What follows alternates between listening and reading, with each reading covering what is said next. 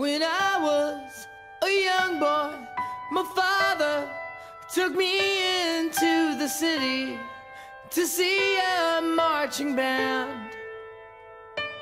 He said, son, when you grow up, would you be the savior of the broken, the beaten, and the damned? Bismillahirrahmanirrahim. Assalamualaikum warahmatullahi wabarakatuh. Ketemu lagi di channel Abi. Alhamdulillah, wa syukurillah, kita telah masuk kepada bagian kedua di pertemuan ke-16 untuk sub materi mengelola kredit dalam masa krisis. Di pertemuan sebelumnya kita telah membahas bagaimana COVID-19 atau SARS-CoV-2 ini menyerang setiap lini kehidupan dan impaknya kepada sektor keuangan, terutama sektor perbankan. Bagaimana pendapatan bank berkurang, kredit bermasalahnya naik, membuat perbankan menjadi lebih hati-hati dalam memasarkan kredit. Nah, untuk materi kali ini kita akan melihat bagaimana cara-cara yang akan dan telah atau sementara dilakukan oleh pemerintah. Namun, seperti biasanya sebelum kita lanjut, jangan lupa untuk klik like dan subscribe channel ini. Baik. Peran pemerintah, BI, dan OJK sebagai regulator dalam menyikapi era COVID-19. Untuk mendorong pertumbuhan ekonomi agar tetap berjalan di tengah krisis ekonomi sebagai impact dari COVID-19, pemerintah Indonesia telah mengeluarkan stimulus yang terangkum ke dalam 3 stimulus, yaitu stimulus fiskal, stimulus non-fiskal, dan sektor keuangan. Ketiga stimulus tersebut berkaitan dengan kebutuhan masyarakat dalam bidang usaha, bisnis, pajak, dan sebagainya. Menteri Keuangan Ibu Sri Mulyani telah berkoordinasi bersama sejumlah institusi seperti Bank Indonesia, Otoritas Jasa Keuangan, Lembaga Penjamin Simpanan, serta Komite Stabilitas Sistem Keuangan atau KSSK guna mengeluarkan stimulus fiskal, non-fiskal, dan sektor keuangan. Ya, kita akan bahas adalah stimulus pada sektor keuangan. Oke, standby teman-teman. Stay tune. Yang pertama, relaksasi restrukturisasi kredit. Presiden Republik Indonesia dalam keterangan pers di tanggal 24 Maret 2020 menyampaikan bahwa Otoritas Jasa Keuangan memberikan kelonggaran atau relaksasi kredit usaha mikro dan usaha kecil yang nilainya di bawah 10 miliar.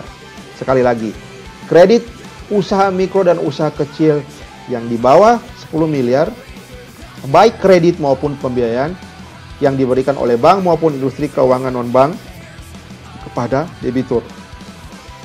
Bagi debitur perbankan, akan diberikan penundaan sampai dengan 1 tahun dan penurunan suku bunga. Hal tersebut tertuang dalam ketentuan yang mengatur secara umum pelaksanaan restrukturisasi kredit atau pembiayaan sebagai akibat atau dampak dari persebaran virus COVID-19. Jadi, pemerintah telah memberikan stimulus bahwa kredit itu akan ditunda sampai 1 tahun dan penurunan suku bunga. Oke, kita lanjut. Aturan stimulus ini sebelumnya telah dirilis oleh OJK pada tanggal 9 Maret melalui POJK nomor 11 tahun 2020 tentang stimulus perekonomian nasional sebagai kebijakan counter cyclical dampak coronavirus disease.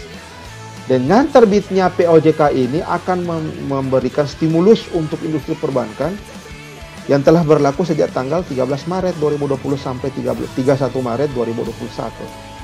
Perbankan diharapkan dapat proaktif dalam mengidentifikasi, once more again, mengidentifikasi debitur-debiturnya yang terkena dampak penyebaran COVID-19 dan segera menerapkan POJK stimulus tersebut. Jadi bank harus proaktif menyeleksi debitur-debitur yang terkena dampak untuk diberikan restrukturisasi stimulus atau relaksasi restrukturisasi kredit.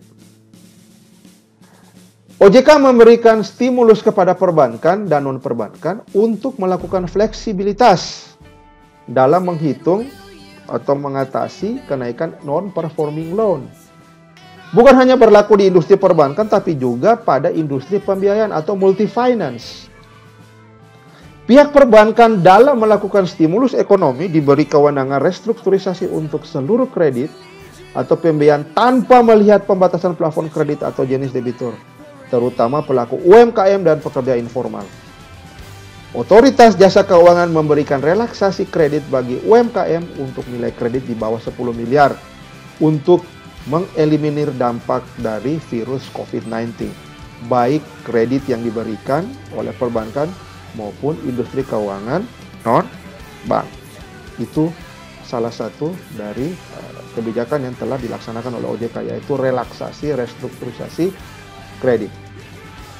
Kemudian relaksasi juga diberikan kepada pekerja formal seperti pengemudi ojek online, sopir taksi, dan nelayan yang masih memiliki kredit kendaraan atau alat kerja seperti perahu nelayan. Itu akan diberikan penundaan cicilan atau angsuran selama 1 tahun diselingi dengan penurunan suku bunga.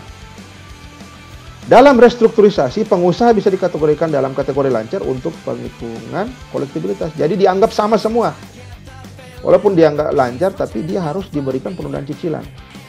Adanya kebijakan stimulus ekonomi dari pemerintah dapat mendorong lembaga keuangan bank atau non-bank agar mampu kompetitif dan efisien melalui peningkatan skala usaha dan transformasi digital.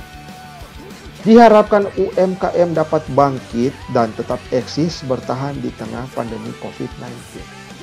Jadi relaksasi juga diberikan bukan hanya kepada debitur, namun kepada sopir taksi, nelayan yang memiliki alat kendaraan untuk menunjang bisnisnya. Itu diberikan juga penundaan cicilan selama 1 tahun dan penurunan suku bunga.